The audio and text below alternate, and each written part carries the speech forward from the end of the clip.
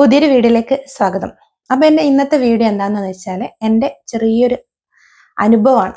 എന്താണെന്ന് വെച്ചാൽ പുതിയതായിട്ട് യൂട്യൂബ് തുടങ്ങുന്ന ആരെങ്കിലും ഉണ്ടെങ്കിലോ അല്ലെങ്കിൽ തുടങ്ങിയവർ ആരെങ്കിലും ഉണ്ടെങ്കിലോ തുടങ്ങാൻ ആഗ്രഹിക്കുന്നവരുണ്ടെങ്കിലോ ഒക്കെ അവർക്ക് വേണ്ടിയിട്ടുള്ളൊരു വീഡിയോ ആണ്. അപ്പൊ സ്കിപ്പ് ചെയ്യാതെ മുഴുവനായിട്ട് കാണാൻ ശ്രമിക്കാം. കാരണം ഈ വീഡിയോ കാണുന്നവര് ഒന്നുകിൽ യൂട്യൂബ് പുതിയതായിട്ട് തുടങ്ങിയവരായിരിക്കും, അല്ലെങ്കിൽ തുടങ്ങാൻ ആഗ്രഹിക്കുന്നവരായിരിക്കും. അപ്പൊ ഞാൻ എന്താണ് പറയാന്ന് വെച്ചാൽ, ഞാൻ യൂട്യൂബ് ചാനൽ തുടങ്ങുന്ന സമയത്ത് ഞാൻ പറഞ്ഞല്ലോ, വലിയ രീതിയിലുള്ള ആഗ്രഹങ്ങളൊന്നും ഇല്ലാണ്ട് തുടങ്ങിയതാണ്, ഒരു പാഷൻ എന്നുള്ള രീതിയിൽ തുടങ്ങിയതാണ്. അപ്പോൾ എൻ്റെ ഒരു അറിവ് എന്താണെന്ന് വെച്ചാൽ, നിങ്ങളിപ്പോൾ ഒരു നമ്മളിപ്പോൾ ഷോർട്സിലൂടെയാണ് നമുക്ക് കൂടുതൽ സബ്സ്ക്രൈബേഴ്സിനെ കിട്ടുന്നത്, അല്ലാണ്ട് ലോങ് വീഡിയോസിൽ കൂടെയല്ല സബ്സ്ക്രൈബേഴ്സ് കൂടുന്നത്. പക്ഷെ വാച്ച് അവർ കൂടുതൽ കൂടുന്നതെന്ന് വെച്ചാൽ ലോങ് വീഡിയോസിലൂടെയാണ്. അപ്പോൾ ഷോർട്സ് നിങ്ങൾ ഇടുന്ന സമയത്ത് നിങ്ങൾക്ക് ഏതാണോ കണ്ടന്റ്, നമ്മൾ ഡെയിലി ഓരോ ഷോർട്സ് ഇടുന്നുണ്ടല്ലോ, 1, 2, 3 ഷോർട്സ് ഒക്കെ ഇടുന്നവരുണ്ടാവും. അപ്പോൾ ആ ഒരു ഷോർട്സിന്റെ കണ്ടന്റ് എന്താണെന്ന് നിങ്ങൾ ആദ്യം മുതൽ തീരുമാനിക്കുക. ഇപ്പോൾ ചിലർക്ക് പാട്ട് പാടാനുള്ള കഴിവുണ്ടായിരിക്കും, ചിലർ ഡാൻസ് കളിക്കുന്നവരായിരിക്കും, അല്ലെങ്കിൽ നമ്മുടെ കോമഡി സ്കിറ്റുകൾ ചെയ്യുന്നവരായിരിക്കും, ക്രാഫ്റ്റ്, കുക്കിംഗ്, ട്രാവല്, അല്ലെങ്കിൽ ഡെയിലി വ്ളോഗ്സ്, ഇതൊക്കെ ചെയ്യാൻ ആഗ്രഹിക്കുന്നവരായിരിക്കും. അപ്പോൾ നമ്മൾ ഏതാണോ ചെയ്യാൻ ഉദ്ദേശിക്കുന്നത് അത് വെച്ചിട്ട് നമ്മൾ ഷോർട്സ് ആരംഭിക്കാം. അല്ലാതെ ഞാൻ ചെയ്തതുപോലെയുള്ള വിഡിത്തങ്ങൾ ചെയ്യരുത്. അതുകൊണ്ടാണ് പറഞ്ഞു തരുന്നത്. കാരണം ഞാൻ യൂട്യൂബ് ചാനൽ തുടങ്ങിയ സമയത്ത് ഞാൻ പറഞ്ഞല്ലോ, ഒന്നും അറിയാത്ത ഒരാളെ നടുക്കടലിൽ കൊണ്ടുപോയിട്ടൊരവസ്ഥയാണ്, നീന്താനും അറിയില്ല മുങ്ങാനും അറിയില്ലാത്തൊരവസ്ഥ. അപ്പോൾ നമ്മുടെ യൂട്യൂബ് ചാനൽ തുടങ്ങുന്ന സമയത്ത് എന്താണ് ഇതിലേക്ക് ഇടേണ്ടത് എന്നുള്ളത് അറിഞ്ഞൂടാ, ഒരു പ്ലാറ്റ്ഫോമിലേക്ക് എന്തിടണം എന്നുള്ളത് അറിഞ്ഞൂടാ. അപ്പം നമ്മൾ ഫസ്റ്റ് ദിവസങ്ങളിൽ മോളുടെ കുറച്ച് വീഡിയോസ് ഇട്ട് വോയിസ് ഓവർ കൊടുക്കാൻ എനിക്ക് ഭയങ്കര മടിയായിരുന്നു. കാരണം എൻ്റെ വോയിസ് എനിക്ക് അധികം ഇഷ്ടമല്ല. അപ്പോൾ അത് വോയിസ് ഓവറും കൂടെ കൊടുത്തു കഴിഞ്ഞാൽ എന്തായിരിക്കും അവസ്ഥ എന്നുള്ളത് എനിക്ക് തന്നെ ഊഹിക്കാവുന്നതാണ്. അതുകൊണ്ട് എനിക്ക് വോയിസ് ഓവർ കൊടുക്കാൻ ഭയങ്കര മടിയായിരുന്നു. അവസാനം നിവൃത്തി കെട്ടിട്ടാണ് ഞാൻ വോയിസ് ഓവർ കൊടുത്തു തുടങ്ങുന്നത്. പക്ഷേ ഞാൻ വോയിസ് ഓവർ കൊടുത്ത സമയത്തൊക്കെ എനിക്ക് നല്ല റീച്ച് ഉണ്ടായിരുന്നു വീഡിയോസ്. പക്ഷെ എൻ്റെ ചാനലിനെ പറ്റിയ അബദ്ധങ്ങൾ ഞാൻ മുന്നിലത്തെ ഒരു വീഡിയോയിൽ പറഞ്ഞിട്ടുണ്ട്. ആ ഒരു അബദ്ധങ്ങൾ മാറാൻ കുറച്ച് സമയം എടുക്കും എന്നാണ് എനിക്ക് തോന്നുന്നത്. കാരണം ചില വീഡിയോസുകൾ മാത്രമാണ് കയറിപ്പോകുന്നത്, ചിലത് സബ്സ്ക്രൈബേഴ്സിൻ്റെ 1% പോലും ആൾക്കാർ കാണുന്നതായിട്ട് തോന്നില്ല. പക്ഷെ എനിക്ക് തോന്നുന്നത് എല്ലാവർക്കും ഒരു സമയമുണ്ട് ദാസ എന്ന് പറയുന്നത് പോലെ ഒരു സമയം ഉണ്ടാവുമായിരിക്കും.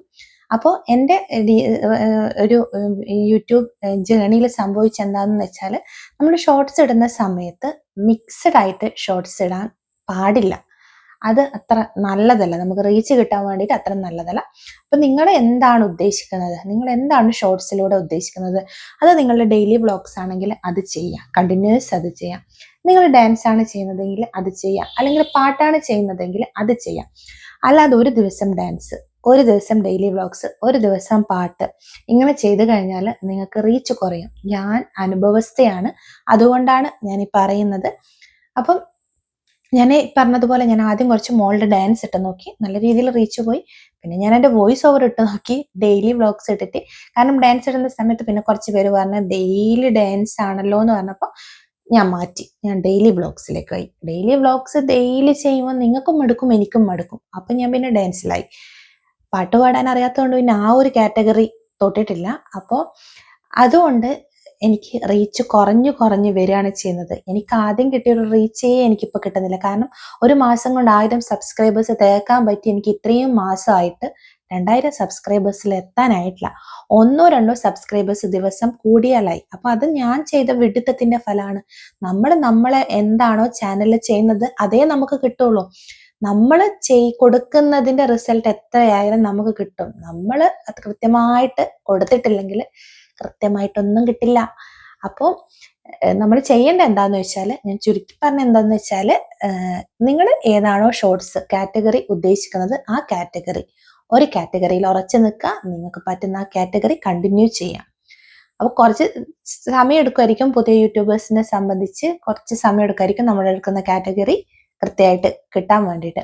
ഞാൻ ഒന്നുകൂടെ പറയുന്നു, ഞാൻ ഒരിക്കലും ടെക്നിക്കൽ കാര്യങ്ങൾ അറിയാവുന്ന ഒരാളല്ല, യൂട്യൂബിനെ പറ്റിയിട്ട് ഡീറ്റെയിൽ ആയിട്ട് കാര്യങ്ങൾ അറിയാവുന്ന ഒരാളല്ല. കാരണം എനിക്ക് എൻ്റെ വീഡിയോസിൽ ഞാൻ ഇട്ട സമയത്ത് റീച്ച് കിട്ടുന്നതും ഡൗൺ ആയി പോകുന്നതുമായിട്ടുള്ള കാര്യങ്ങളാണ് ഞാൻ പറഞ്ഞു തരുന്നത്.